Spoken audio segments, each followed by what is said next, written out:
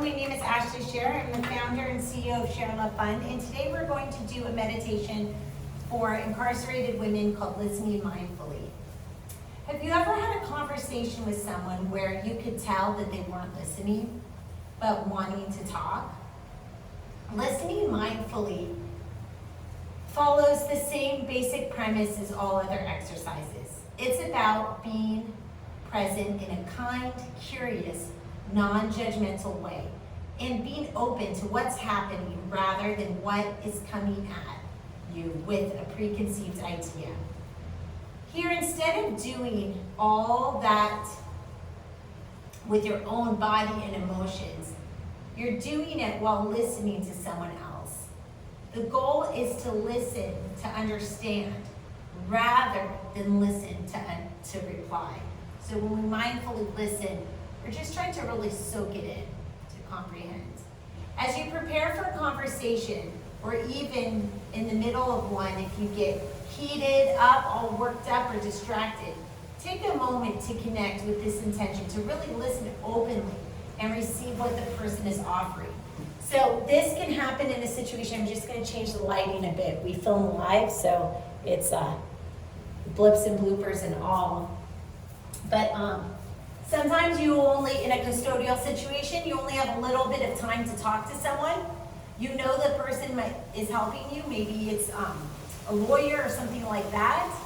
And but it's just so aggravating, the conversation, that it's super hard not to continually interrupt. And so, but then in the end, when the conversation is over and you've used all your time interrupting and throwing fear, then you're annoyed that you ran out of time and you didn't get to hear what they had to say. So this little meditation, this is a strategy to deal with a situation like that. If this doesn't pertain to you, then skip it.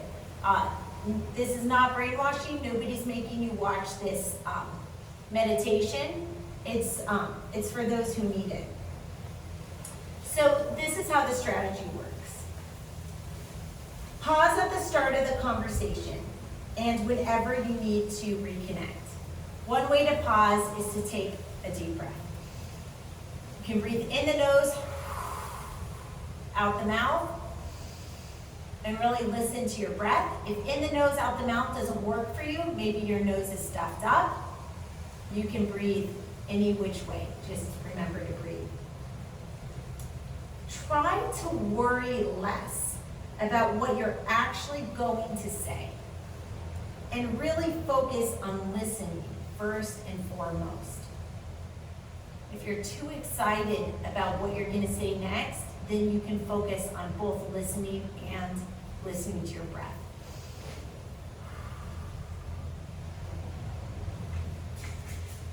Whenever you notice yourself getting caught up in judgment or planning your next words, take a deep breath or two.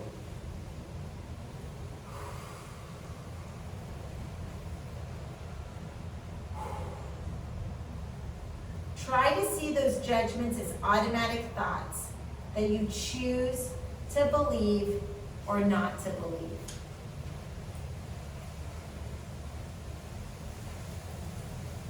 So when someone says something that triggers something to interrupt, you can, instead of playing into that thought, you can say, wow, I'm having one of those automatic judgments come up. And you know what? Sometimes those judgments are true and sometimes they're not. And I get to be in charge, and I get to be, not like me personally, but you personally, get to be the decider of what thoughts you're going to believe are real and what thoughts are just like worries and fears. As you listen to the other person, you can notice and see what's happening, and you can choose how you want to respond. Being open to the other person's ideas is not agreeing with them. It's just actually quieting your mind to the point that you can receive their ideas without interruption. And when you're reacting, and reacting we can define as being judgmental, getting caught up in taking things personally. When you're reacting, you're not listening. And when you're not listening and you're reacting, you're often making assumptions and sort of twisting or distorting what they said by your assumptions. And then you're not getting the benefit of information. There's a saying that information is power, that knowledge is power. And there's another saying that a fool reveals himself by his speech.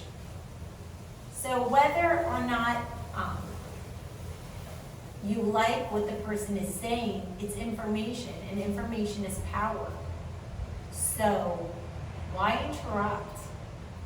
Because you can use that information to create the best version of yourself, either by agreeing with it or not agreeing with it. But why not get the benefit of all the information they're willing to share? There's so much that people don't share and keep to themselves. So take this information as an opportunity. During the discussion, check in with your perspective.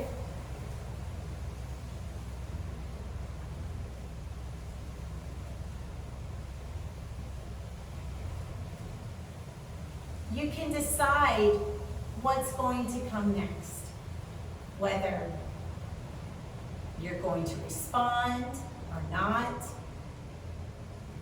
Make an effort to recognize that your point of view is different from someone else's. Try to be open to seeing the world from other people's perspective and to offering that person yours. So when you're really calmed down, you can communicate your own perspective in a logical way.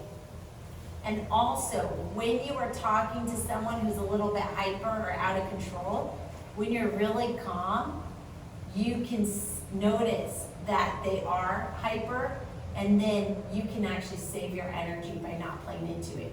It's actually a pretty cool thing when you get into like a really calm mindset. Nothing can rock your boat. So when people are hyper and they go off, you can kind of sit back and be like, okay, are you done? Are you done now? Because when you're done, we can have a reasonable conversation. If you just want to go off like you're going off, be my guest. I'm not going to play into that. Value your energy and choose deliberately where you're going to place it. Every once in a while, you might ask yourself, can I openly listen to this person? Do I need to be right? And this is a whole other concept, talking about being right. Being right, I often say, is a lonely island. You can live in righteous land. Being right is not the same as being happy. And also, not everyone is going to agree with you. So this looking for validation,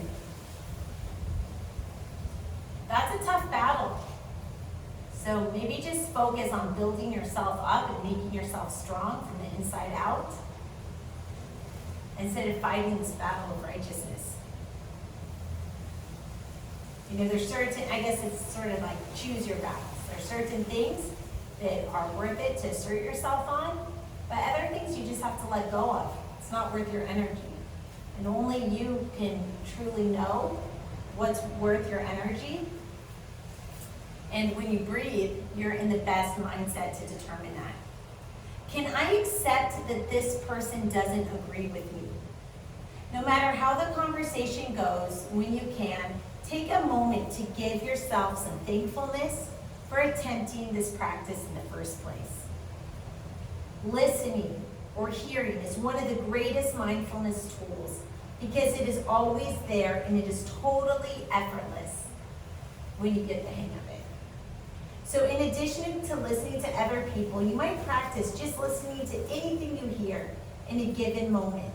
Let sound be merely sound without needing to identify it or decide what you think of it.